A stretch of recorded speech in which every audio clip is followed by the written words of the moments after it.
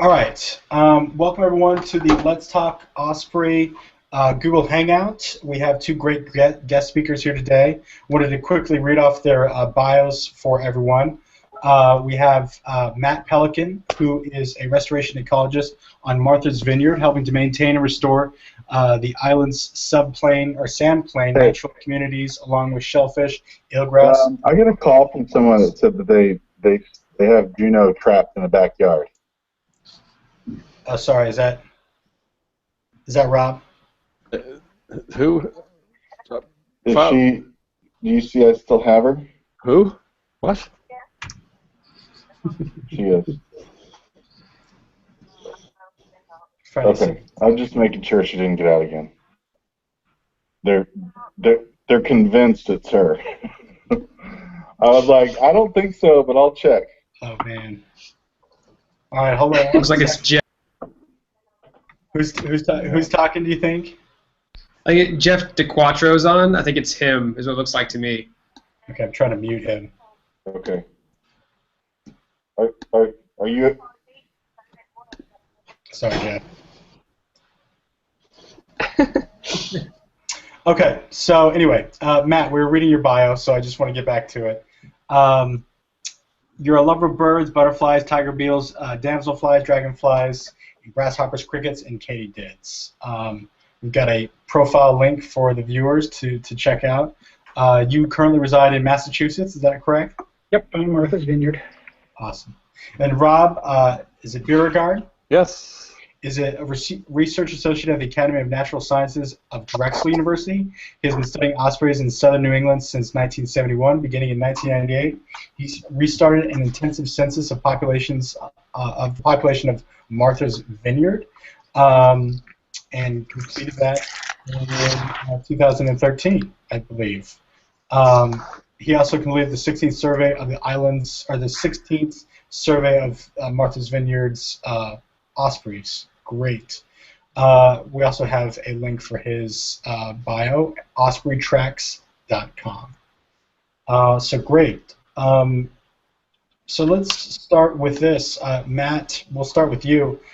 Just kind of tell us a little bit about why osprey and what makes you want to study these gorgeous birds. Well, I think I like birds generally, but I can tell a personal story about osprey that goes a long ways back and kind of explains my special interest. Back in about probably 68 or 69, I was out driving around in western Massachusetts with my father, and he pointed out the very first osprey I had ever seen, and he told me that I should look at it carefully because it might be the only one I would ever see in my life. Of course, at that time, the species was really imperiled. And obviously, there have been some changes in the way we manage things in this country and worldwide, and the result is it has allowed these birds to bounce back and become reasonably common now. And every time I see one, I'm reminded of that first time that I saw one, and it's a source of optimism for me in thinking about conservation generally, that if we take the right actions, we can help these species recover from the damage that they may have suffered over time. Very cool. And Rob, what is it about ospreys that made you interested in studying those birds in particular? Well, I've always been hooked on birds of prey. I was a falconer for in high school and through my college years, and I just happened to have had the luck to grow up on Martha's Vineyard, spending my summers up there, and I hit it just as the ospreys were coming back from the DDT-induced population crash that took the southern New England population from about 1,000 pairs down to 100, give or take. At the time, there were 2 pairs on Martha's Vineyard, and they were both fledging 3 and 4 young every year. Those 2 pairs from 1969 to 71 fledged 25 ospreys, which is probably as many as were fledged in all of Long Island.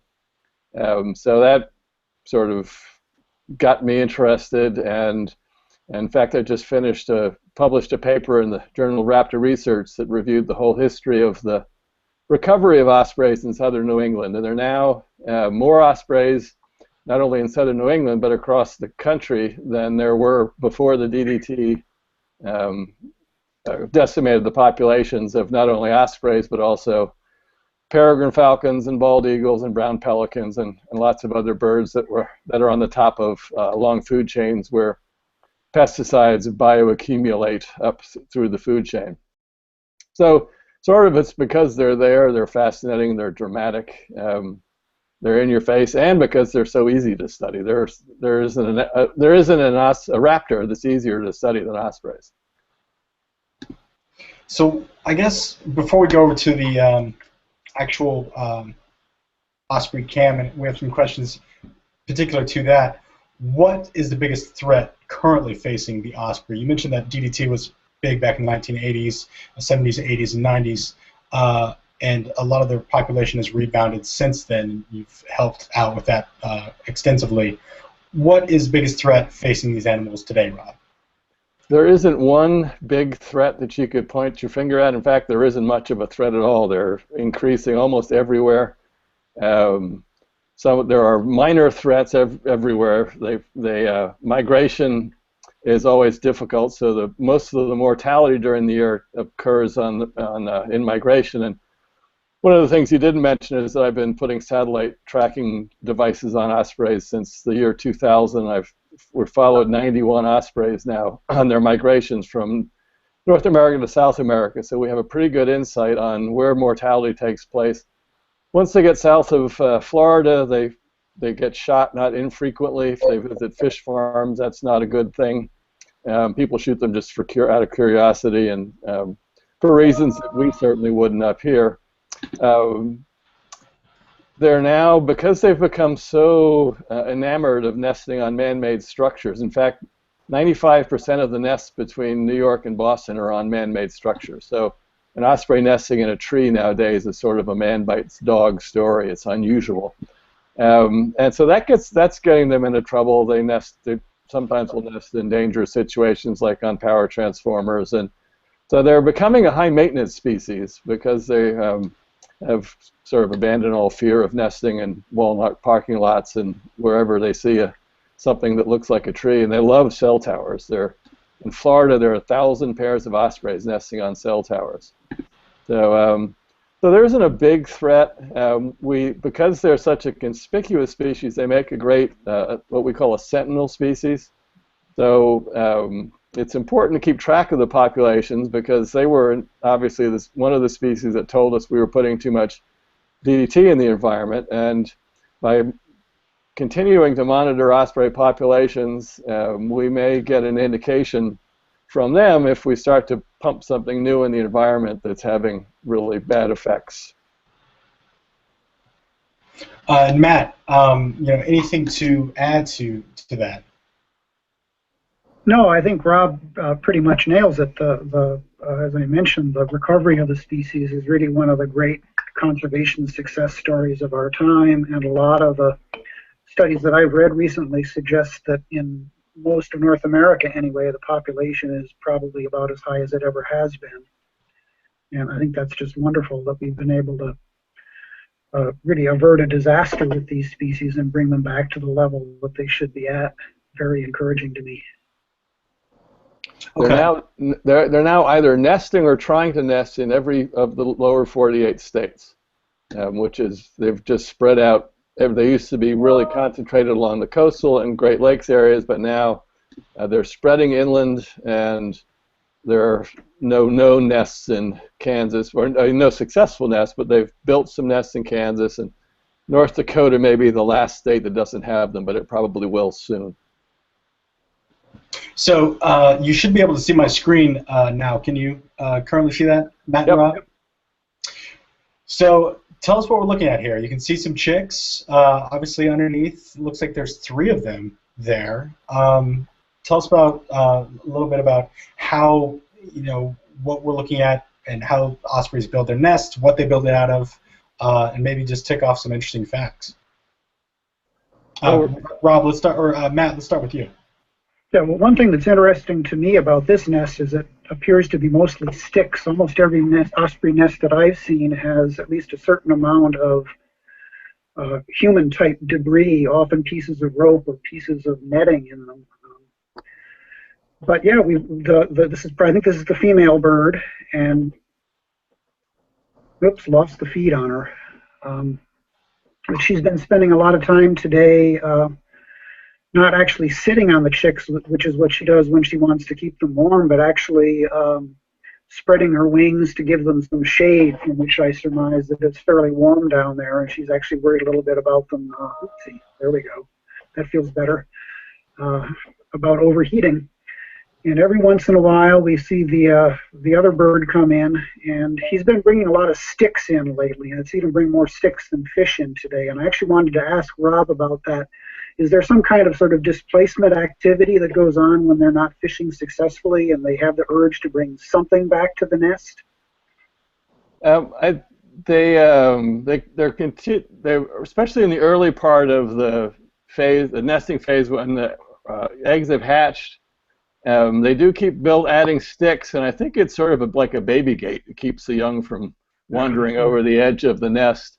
So I suspect that if they've got two drives, and one is the primary drive is to bring food to the nest, and if they're not catching fish, or if they've brought in a bunch of fish, they're still driven to bring nesting material into the nest. So you see that the nest is lined with it looks like some Spanish moss that may have come in with the sticks, but they'll usually put some a grass lining in the nest. You can see 3 young in the nest. One of them hatched after the first 2, and that's one of nature's ways of making sure there's enough food to go around. So if there's a shortage of food, the first hatched and the biggest will get all the food, and so if there's only enough food, for instance, for 1 young, and there are 3 in the nest, having 1 young bigger than the others means that 1 young will get enough to survive and fledge. If 3 young were all the same size, if they hatched on the same day and they're all the same size, they would be dividing up enough food for 1 between the 3 of them, and none of them would make it. You can tell it's hot because the female has her feathers fluffed out. So she's shading the young. As Matt said, she's trying to keep them cool rather than warm. But she has her feathers all fluffed out, and you'll see her sometimes panting. Birds can't perspire, so they can lose some heat through evaporation just by panting. But she's got basically a down quilt on, so if she fluffs that up, that gets some air into her. It lets some heat escape from her body, so you can tell when a bird is fluffed out like that she's hot, and she's shading the young. You can also sometimes see her when she's walking around that she'll ball her feet up so that her talons are extremely sharp, and by balling her feet up as she's wandering around the nest, she just ensures that she's not going to accidentally step on and injure one of the young. I'm glad you mentioned that, Rob. I had read about that in accounts of the species, but I had never actually seen it, and it's really clear sometimes. She just makes a fist out of each of her feet and stumps around on them inside the nest. It's pretty cool. And that's not unique to ospreys. All birds of prey will do that. It's like you don't take your knives into the nursery when you're going to change your baby's diapers.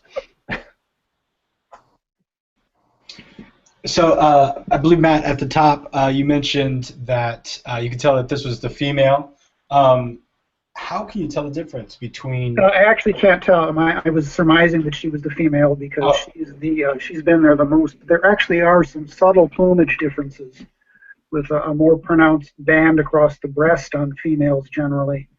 And also, as is the case with most birds of prey, maybe all birds of prey, the females are generally bigger and more massive and longer winged than the males are. So when the second bird comes in, the difference in size is usually pretty apparent, and it's easy to tell which is which.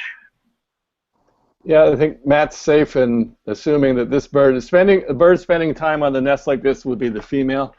The males rarely do this. The only time the male does much in the way of actual attendance and incubating eggs is after he's given food to the female, especially during the incubation period. So when the male brings food in to the female, she will take it off to feed, and then he will get down to incubate the eggs until she comes back. And sometimes they get into a bit of a fight over. He doesn't want to give up. The males don't want to give up the incubation duties for a while. So, and then some seem a lot less intent on taking care of the eggs and will quickly return the duties to the female.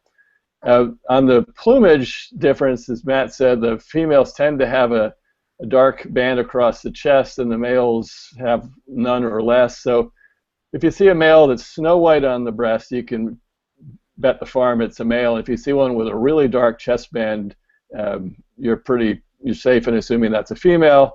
But there is some overlap with some males that have faint chest bands and females that have light ones. So often, again, as Matt said, if you see them together, the big one's the female, and the females can be in ospreys weigh about a third as much as the males, a quarter to a third as much. A big female osprey could weigh over 2 kilos, that's 4.4 pounds. And the males tend to be somewhere around 1,300 to 1,600 grams, which is sort of in the 3-pound range. So the females typically have about a pound on the males. So you also mentioned too that it sounds like the male is an active participant in the upbringing of the chicks. That's not necessarily consistent, I think, for most species. Why for osprey is that? How long do they mate for? How long are they paired for life? And when do they kind of get together? So the paired for life thing is males do basically all the hunting for the family, while the female is incubating for 37 days, and then probably for 6 or 7 weeks of the nestling phase, the male is doing almost all the hunting for the whole family.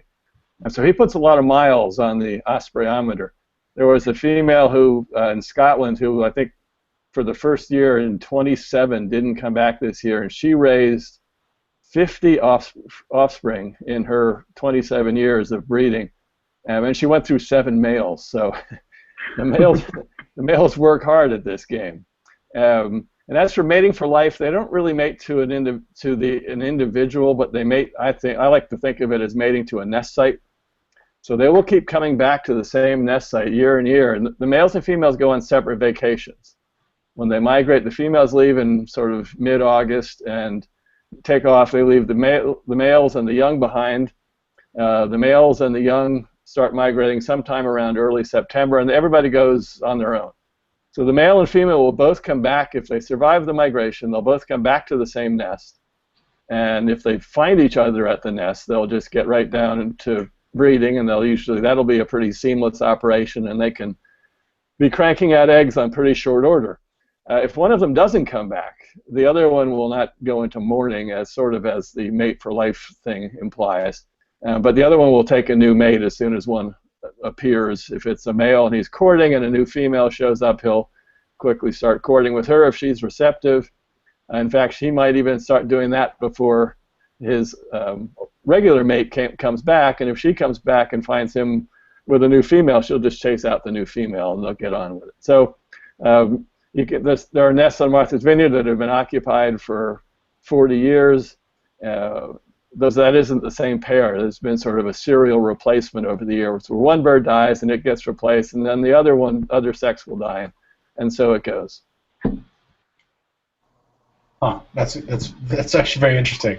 I had no idea that was the case for these birds. You always hear about they're mating for life. So it's interesting to hear that these birds are slightly different. So maybe talk a little bit about the chicks. I'm not sure if you can tell what age or how old they are based upon what they look like, but what are they going through currently in this nesting period? Matt or Rob? Yeah, I think the first one hatched about somewhere around 10 days ago, and somebody actually spotted it shortly after it had hatched on the Nest Cam and posted a comment, which was great. We got alerted to it. As Rob, I think, mentioned, they hatch over a period of time. The female begins incubating as soon as she lays her first egg, and the warmth of incubation starts the development. Oh, here we go, some action. Albert coming in. The warmth triggers the embryo and the egg to start developing, and then the female lays usually 2, sometimes 3 more eggs after that over the space of about a week. So the birds are they're differing in age by about a week at this point, with the oldest one being maybe 10 days, a little bit older than that, and the youngest one probably just being 3 or 4. And they're pretty much helpless when they come out of the egg, but it doesn't take them long before they're strong enough to sit up and start begging for food. And the oldest one now is to the point where it's able to move around a little bit in the nest, it seems like. And there's every time a fish comes in, gets delivered, you can see the youngsters go into a sort of competition to get pieces of it from whichever adult is doing the feeding. And it's really quite an active scene when that's going on.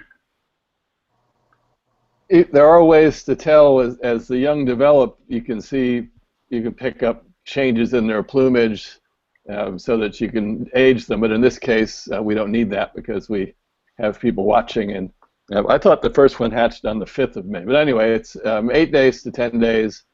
So the birds are starting to get their downs is beginning to increase. When they're hatched, they're like little reptiles. They can't thermoregulate, so the female has to keep them warm for a couple of weeks while they're getting all of their physiology in order.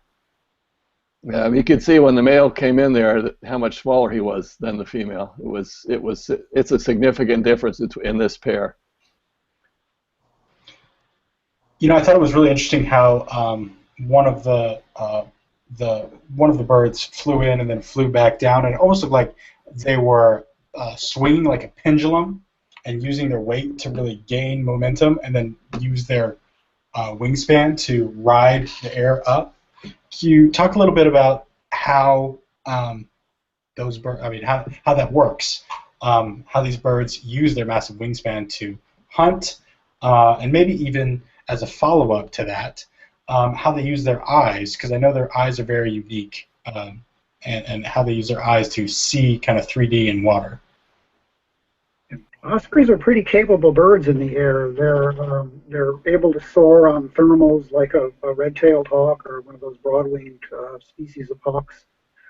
But they're also really good in direct level flight, as you'd expect from a bird that migrates long distances. When they hook up a route and they just take off somewhere with regular wing beats, it seems like they're probably moving good 25 miles an hour or thereabouts. I've tried to clock them with a car sometimes and never had much luck.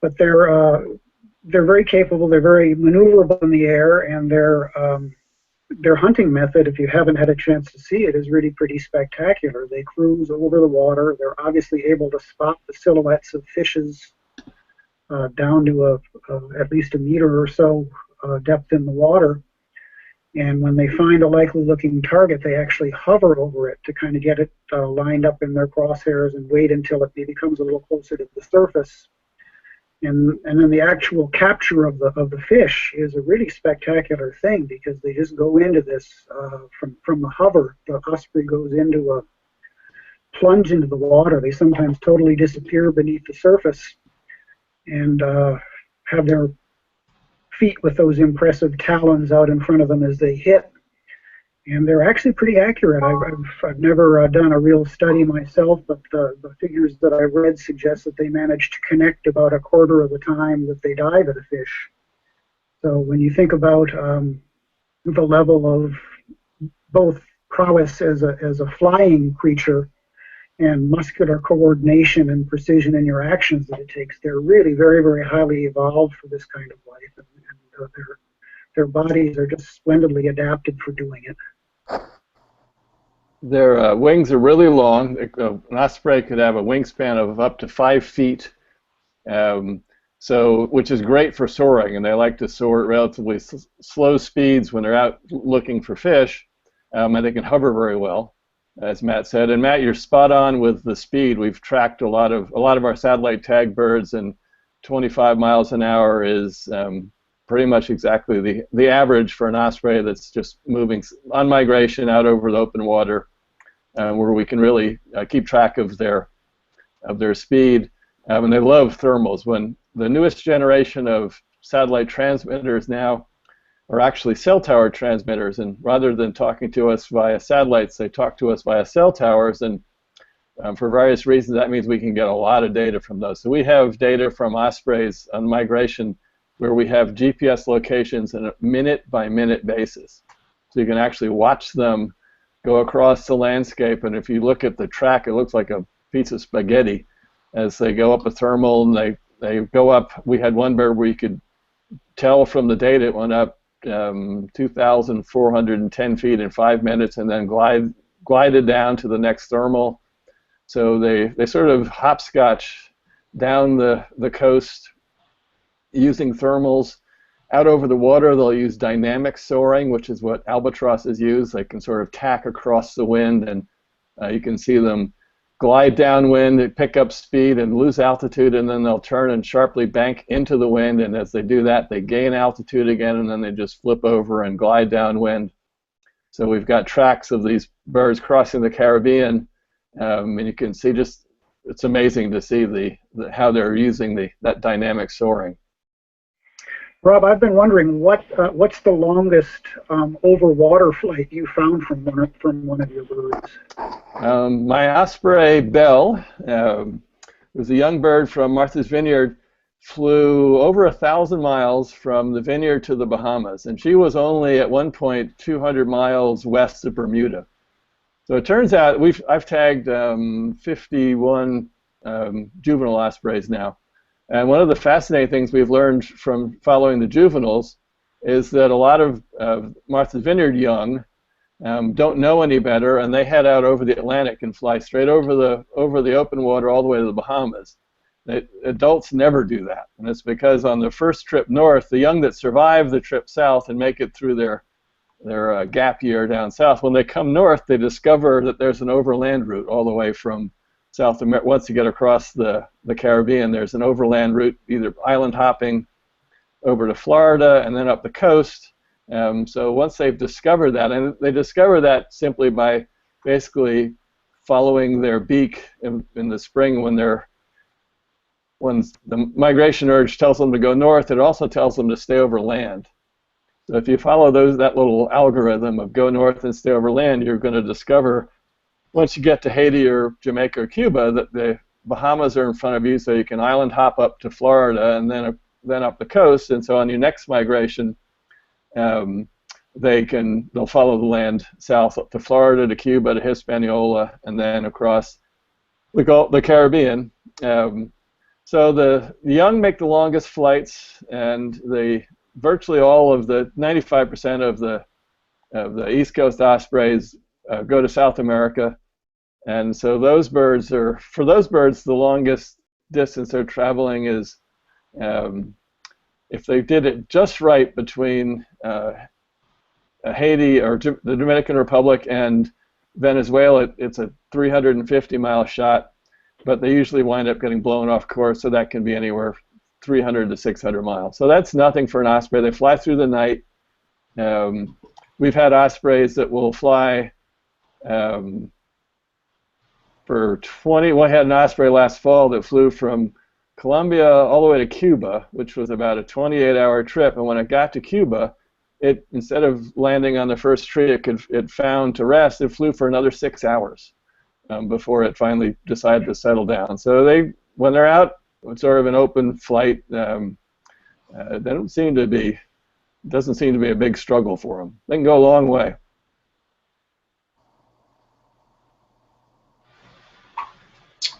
Very, very interesting. I had no idea about their flight, how far they can actually fly, and kind of their sight. And what does their diet consist of when they're, are they mainly hunting fish? Are they hunting stuff that comes to the water to swim? And what are they?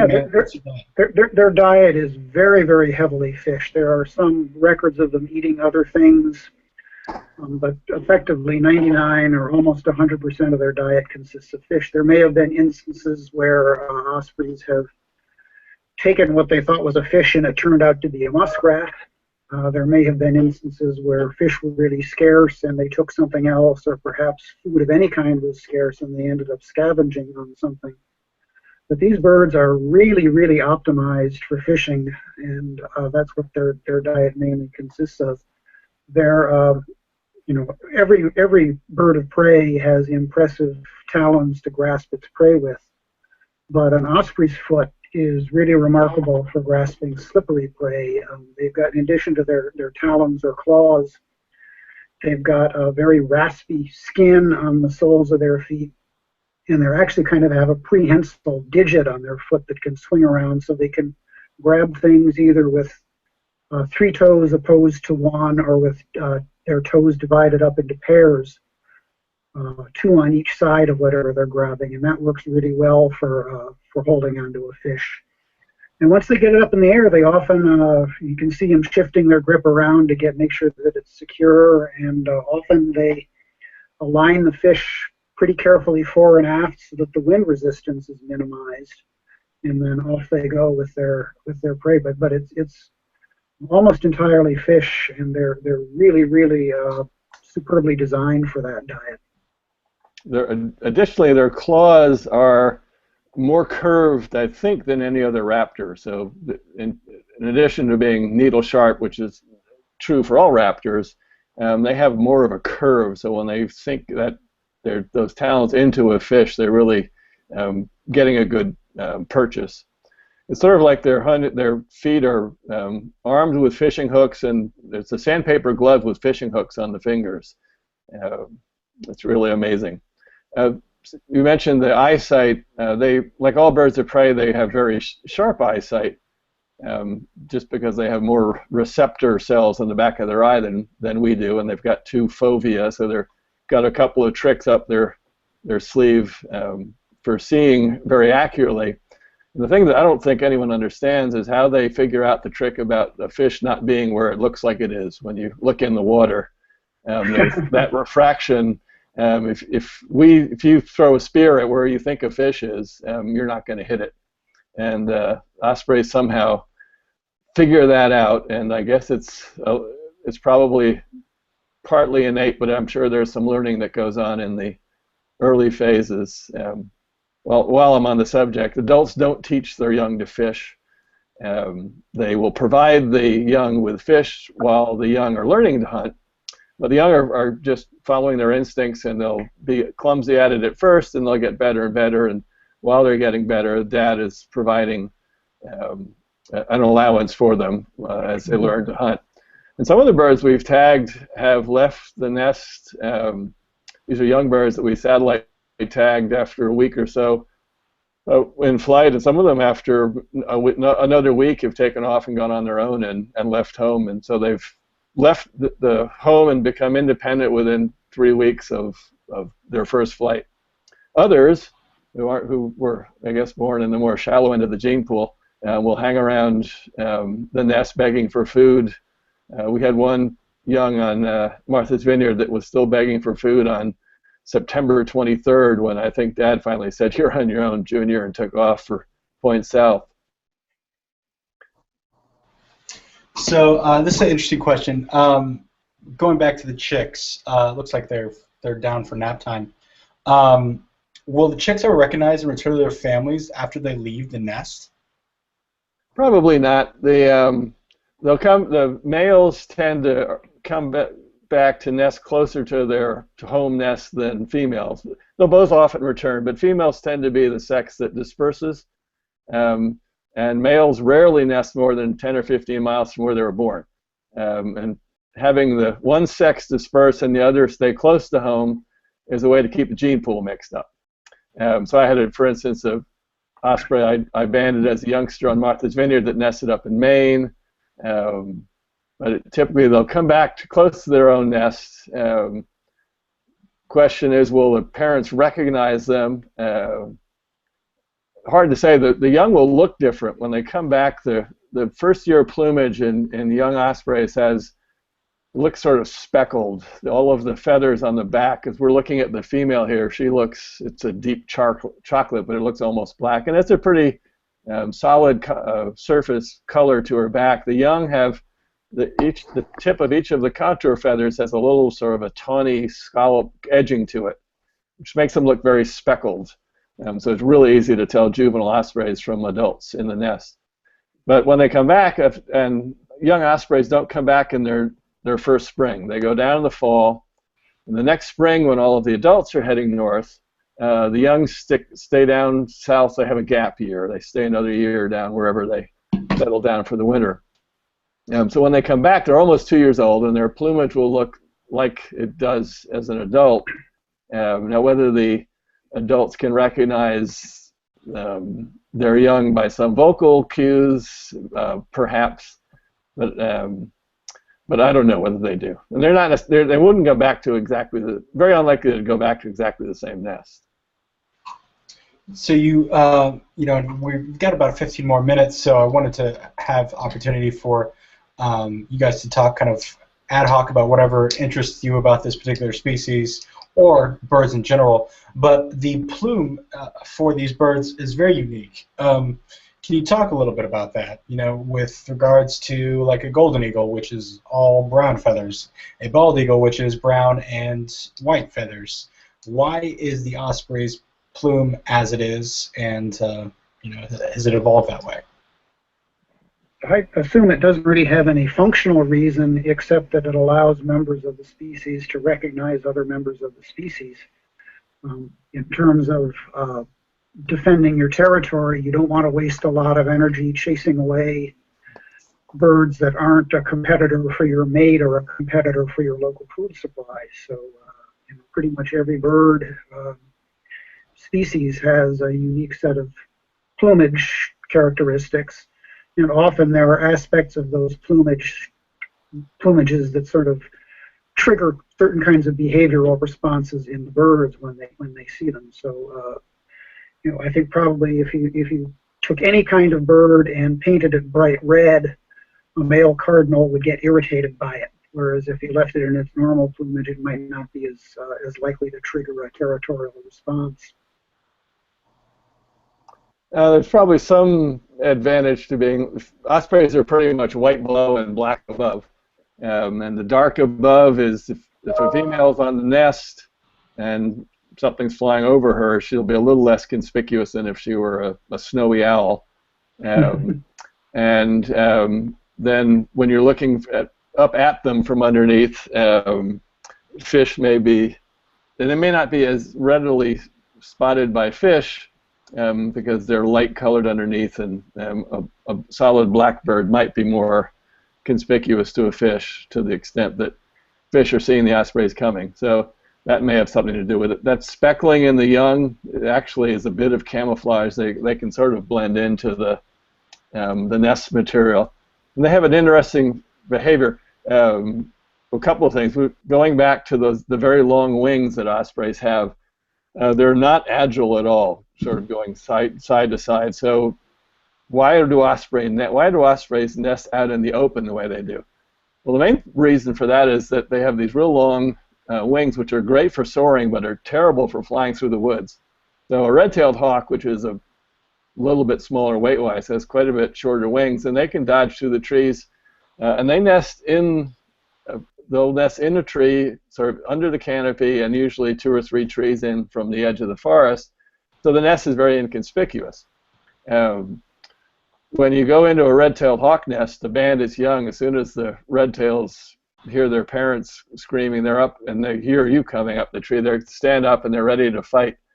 Ospreys, when they hear the parents give a distress call, meaning that there's danger around the nest, they play possum. They lie flat in the nest and they don't move. And it's really amazing. The first time I went up to an osprey nest, I reached my hand over the edge of the nest to feel if the young were there, and the young were lying down, and I thought they died because I was used to banding, working with red-tailed hawks. So they play that possum play that game pretty seriously. I was banding the young ospreys up at the Hog Island nest in Maine last summer, and I was up in the nest with them, and all 3 young were lying down, and I sort of reached over and grabbed them, and they stayed lying down until I put a hood on their heads to calm them down and lowered them down, and The third one I couldn't reach, so I had to sort of give him a nudge with a stick and try to get him to stand up. And he wouldn't stand up for quite a while. He was still doing the possum thing. And eventually he did stand up, and a little switch went off, and then he became aggressive and defensive, and it was pretty interesting to see that. So they have that behavior of playing possum because the nests are so out in the open. And the nests are really in the open because the adults want to be able to come into the nest from any direction and have an upwind landing. So sort of the way we put extra runways at our airport so that the planes can have an option depending on which way the wind's going. An osprey nest out in the open, like this one and like almost all of them, means the ospreys can come into the nest and have a nice, easy upwind landing. They're carrying a fish in, and they don't have to worry about dodging around through branches. So, oh, go ahead, Matt. No, nothing. So in closing, we have about 10 minutes left. I wanted to just kind of open it up to what you guys would like to talk about with regards to osprey or birds in general. Is there anything that you think folks should know more about this particular species, and how we can, help them continue to thrive? So I kind of open it up to Matt first, then Rob. One thing I've always been interested about, and this is something that Rob will undoubtedly be able to give some good information on, I've always been curious about how much ospreys learn and retain about the resources around their nest. I mean, I assume that they have a pretty good sense of where fish are going to occur, and that they probably retain that sense from year to year. But I don't know how you'd go about determining that as a researcher. Is this anything you can speak to, Rob? Yeah. So that I can take the remaining 10 minutes on that one. We've some of the birds we've satellite tagged, and we've got some really cool observations that tell us all about that. So the first thing, way back in 2000 when I started satellite tagging ospreys, one of the big surprises was we had a couple of nests where we tagged both the male and female, and the nest failed. And once the nest failed, these birds started to commute from the vineyard to northeastern Connecticut. And they would go back and forth. One of them flew, I think, a total of 1,000 kilometers back and forth between its nest and some little fishing hole up in northeastern Connecticut. So that was, and then, so it's clearly a bird that knows that has a favorite fishing hole. Like every good fisher person knows where the fish are, and everybody has their own little secret fishing hole. So these birds, and so 3 years later, we tagged a juvenile who flew over wandered around, flew to eastern Connecticut, found a pond, settled down there for a month before he went off to South America. A year and a half later, he came back to the vineyard, was hanging around the vineyard for most of June and July, and then all of a sudden took off and went straight back to Connecticut to that pond where he had spent a month 2 years before. So it was a clear case of a bird sort of keeping track of knowing where his favorite fishing holes are.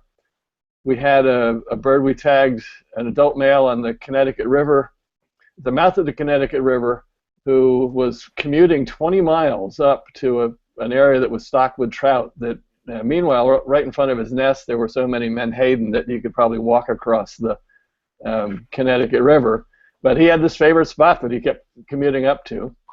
We have a bird down in the Chesapeake Bay who got back to his nest on Tangier Island and down in the southern reach of the bay. And he has a fishing place he likes. It's 40 miles from his nest. And over the course of the first month he was back from migration, he made 8 round trips up to Salisbury, Maryland. So each of those is an 80-mile round trip. So his nest, he was actively nesting, but he would go up, and this is at this point either the female hadn't laid or she had just laid eggs, so he didn't need to be around a lot and didn't need to provide a lot of food. But so we have lots of examples of birds that know fishing spots, and well, and on a broad scale. Every osprey goes back to the exact same wintering spot every winter, and so that's a whole fishing place they know that's 4,000 miles or 2,500 up to 4,500 miles from their nest, and they find those spots every year. When they cross the Caribbean, they don't follow a sort of a memorized route. They just sort of head south, and they don't care how they get to South America, other than they go from Cuba to Hispaniola.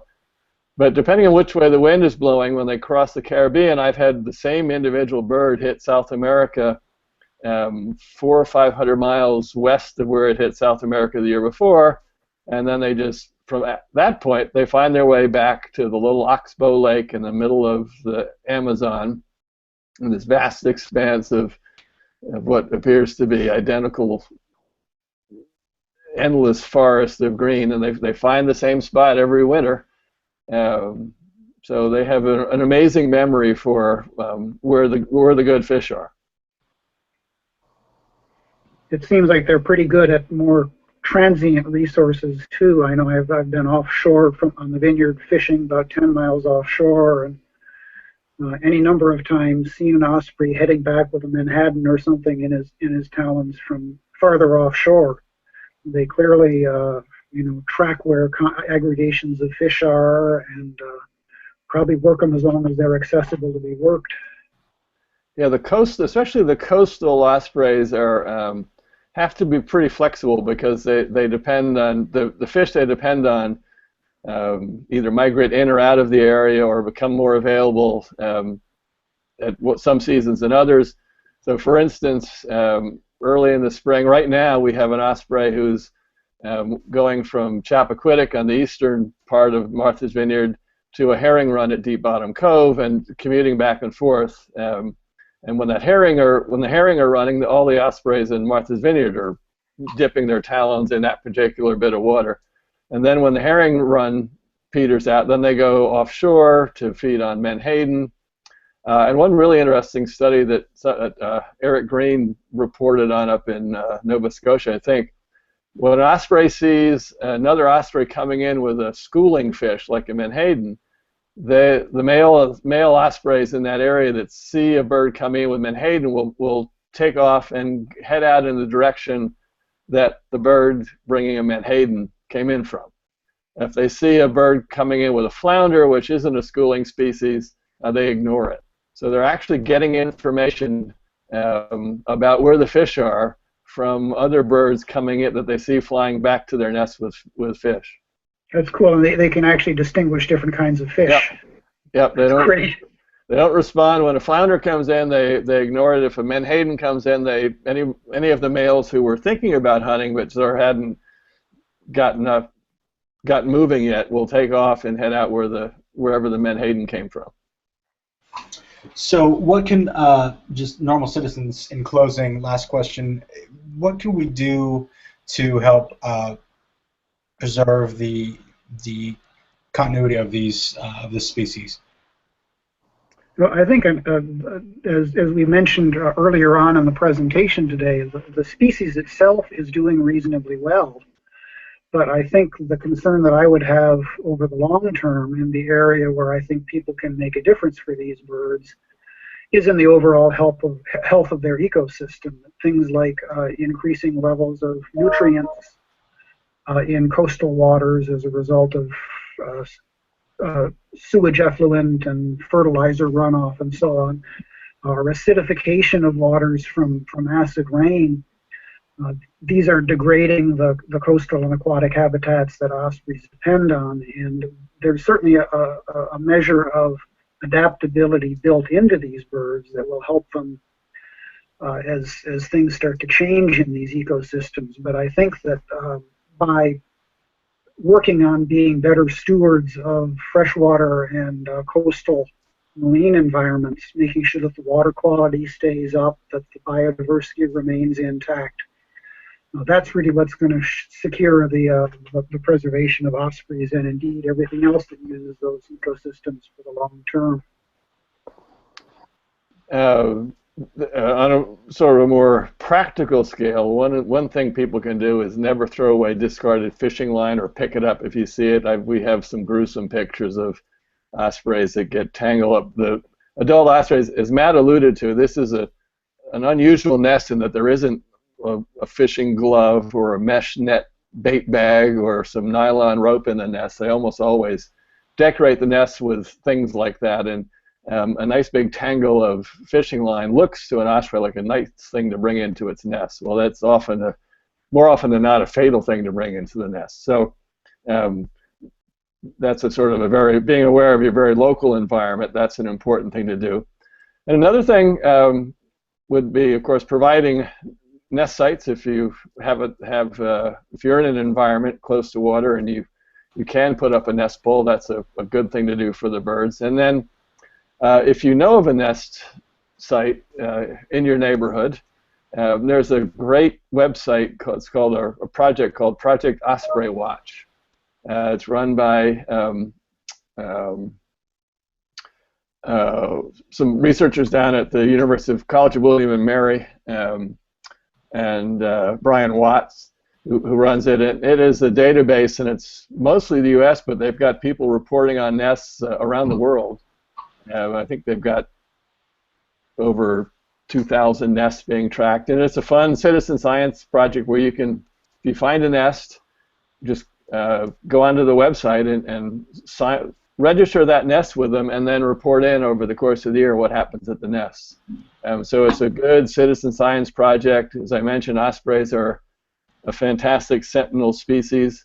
They're very sensitive to changes in their environment, and if their populations start to go down, if we start to do something stupid again like DDT, hopefully, with enough people watching ospreys, we'll realize that something's wrong when the population gets to 90% of what it was and not 10% of what it was.